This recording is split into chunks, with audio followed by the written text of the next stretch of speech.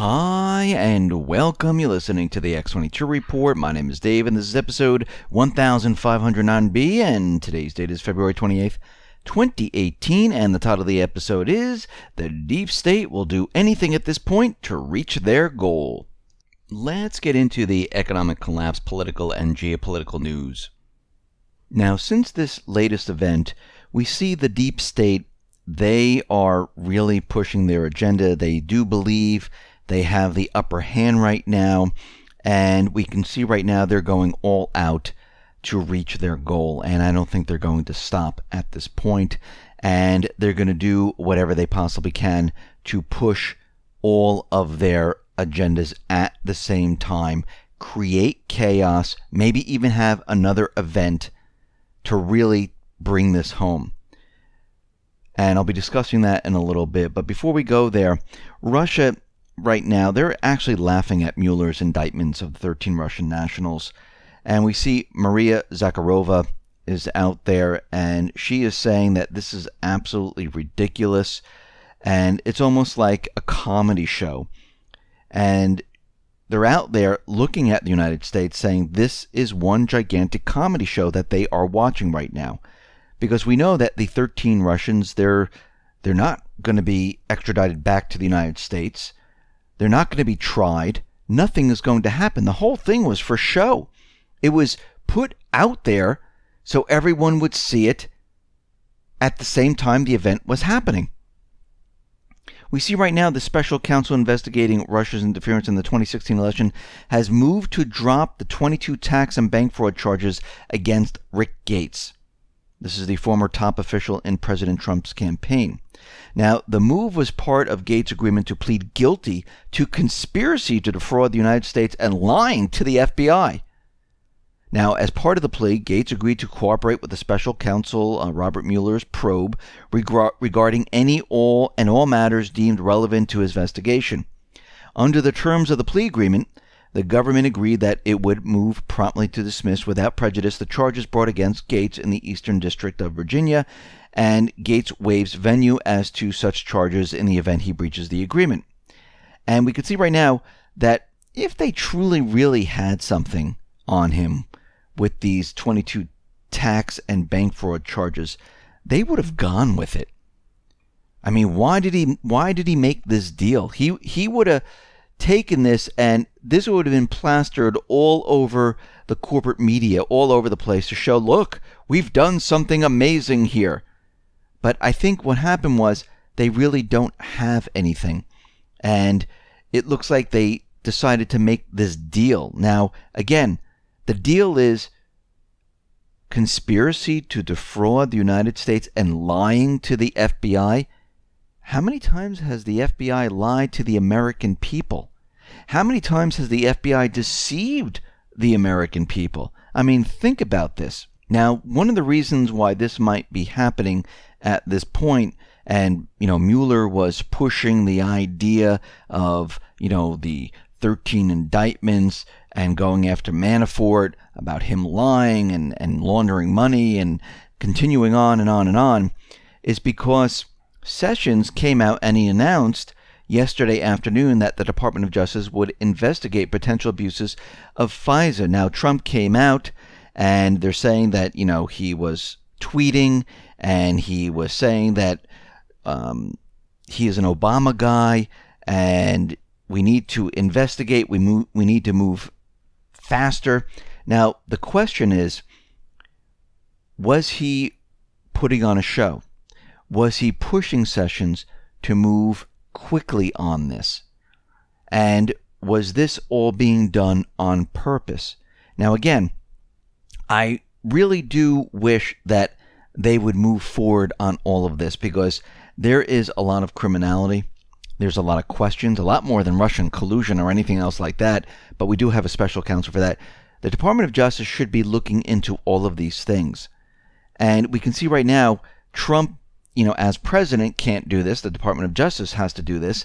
And Sessions did come out and he defended his handling of the FISA investigation by saying he followed the appropriate process by ordering the IG to investigate, and that as long as he remains Attorney General, he will continue to discharge my duties with integrity and honor. Now, of course, we need to understand that the Senate Republicans have said they will not confirm another AG nominee if Sessions is forced out. Now, once again, we need to look at what is going on here. We know there's a lot of tweets going on. We know a lot of this is happening. And we've heard this before where they said, oh, Trump is getting ready to fire Sessions. Trump is getting ready to, fire different people. And it never really happened. This most likely is a show to push the Department of Justice into a full investigation of what happened. I don't think we need any more time here. I think we need to move forward with this. I think the indictments need to flow. I think the subpoenas need to flow. And I think at this point in time, Trump has been in office for a year. We can see we're coming up to the midterm elections. He doesn't have that much time left. And if he doesn't do something now, nothing is going to be done. And I think at this point, they must have enough evidence from all the investigations that have been going on where they can start bringing charges to these certain individuals. And I think this is the time, because if he goes any further than this and we end up in the summer, in the fall with nothing happening, nothing is going to happen, because he's going to run out of time. And eventually what's going to happen is the presidential elections will come up, and once again, we'll be back where we started.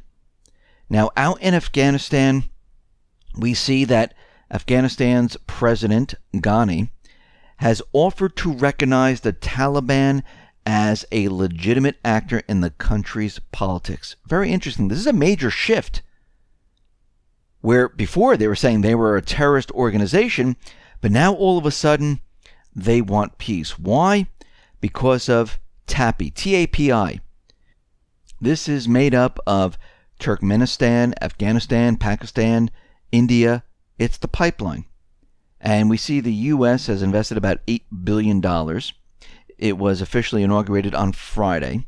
And when you look at the entire situation, the president of Afghanistan said that TAPI simply cannot exist without the Taliban approval. Now, all of the above is code for the Taliban getting their cut.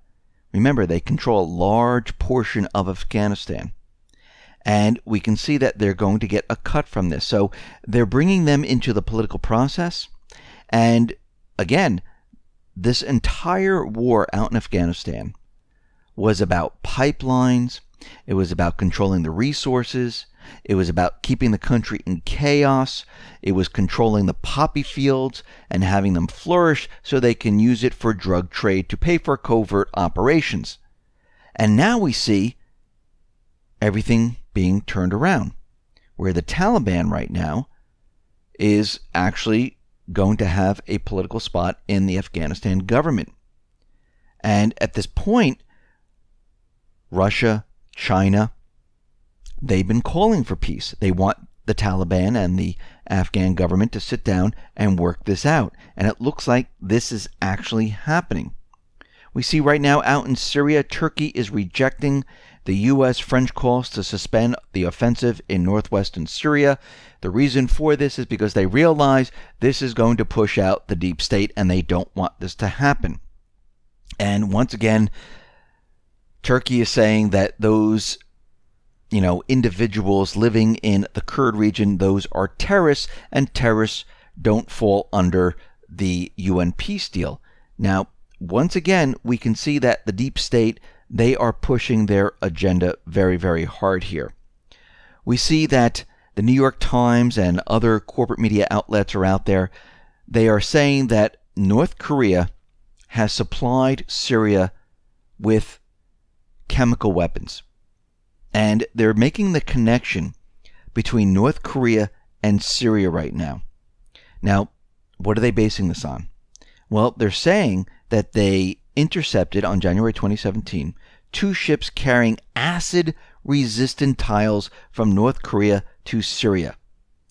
And they're saying that these tiles, well, they're used to construct chemical weapon factories. I mean, were the tiles exclusively made and utilized for this purpose? I mean, they're really going out on a limb here. And we can see right now that they have no proof. They're saying this came from a UN leaked document. And a lot of it sounds like propaganda once again. So let's think about this for a second. They're saying that North Korea was sending these tiles to create factories to build chemical weapons. But the UN came in and inspected Syria, saying they got rid of all the chemical weapons. Actually, the US, Russia, and China and many other countries signed off on this. And North Korea is then sending them tiles to create and build factories to create chemical weapons. So where did they get the chemicals? And how fast did they build these factories? I mean, listen, the militants, they have the ability to create chemical weapons right on site, and they don't need all these tiles and all this other stuff. They're doing it in these little areas, and it's being supplied by the deep state. This whole thing is being pushed to make us believe that North Korea and Syria are working together. Why are they doing this? Because they realize and they understand this is the time to push their agenda to start a war, to give them the ability to go in and invade North Korea or Syria, to build the case of why we need forces in both of these countries. And this is what they're doing right now. They're going all out. Now, since this event, they realize they only have a certain period of time. And I'm talking about the shooting event. They only have a certain period of time. And what they've been doing ever since is they've been shutting down the alternative media. And the question is, why would they be so worried about the alternative media? What are they saying that they're afraid of? And what they're afraid of is that people will ask questions. People will say, what are you talking about? Yeah, why is that? And this is what they don't want to happen. And this is why they've been pushing this agenda very, very hard. And you can see right now that they have to do this at this point. They have to shut down anyone that questions what they're trying to do here. Because if they're found out, it's game over. And we can see that they've taken down a lot of YouTube channels right now. I mean, we mentioned the Richie Allen show, DeFango, Charles Walton. We see David Seaman was banned. Many people have strikes, like Jerome Corsi has 2 strikes. All videos are gone. About 16 already. I have a strike, and I'm sure many others are going to get strikes also. And you can see right now, they're trying to shut down the alternative media. This is the only way they can do it. They tried all different ways, and it didn't work. And now they're just coming right out and saying, shut it down, shut it down, shut it down. Because again, in a country that truly has freedom of speech, a country that doesn't have censorship, you would have both sides pushing the argument. Because that's true freedom of speech. When you start to shut down one argument of what happened and you leave the other one up, that's censorship, because you only want everyone to hear the one side. You don't want anyone to hear or question anything else, so you have to get rid of it. You have to hide it. So we can see what the deep state is up to right now. They're trying to silence as many people as they possibly can, get them off the social media platforms, because what this tells us is they're going to be pushing additional events. What this tells us is that they are not finished. They're going to try to take back the narrative because they realize that they have no alternative. And I've been talking about this for quite a while, where their backs are against the wall. And we can see that they are definitely pushing their agendas in the Middle East. They're pushing it here in the United States. And they're pushing it with the freedoms that we have right now. And they're not going to stop. So we can see right now they are not finished whatsoever. And we're going to see additional events coming up. Now, for those people who want to hear more, you're going to have to go to DTube to see Part C. And believe me, I don't like doing this, but everyone is being forced to move on to different platforms. And this is the beginning stages. So to talk about the shooting or any type of an event, you can see that it cannot happen on YouTube right now. So everything's going to have to be moved off to a different platform. So right now, I'm going to try out DTube. So I'll be uploading part C onto DTube. So if you want to go over there, all you have to do is go to your search engine, type in DTube, or it's D.tube. It'll bring you to the website. It kind of looks like YouTube a little bit. Just type in X22 Report and it will bring up the videos that are on my channel there, and you can watch it right on DTube. Listen, everyone, thanks a lot for listening. Be well, be safe, and especially be prepared. Thanks a lot.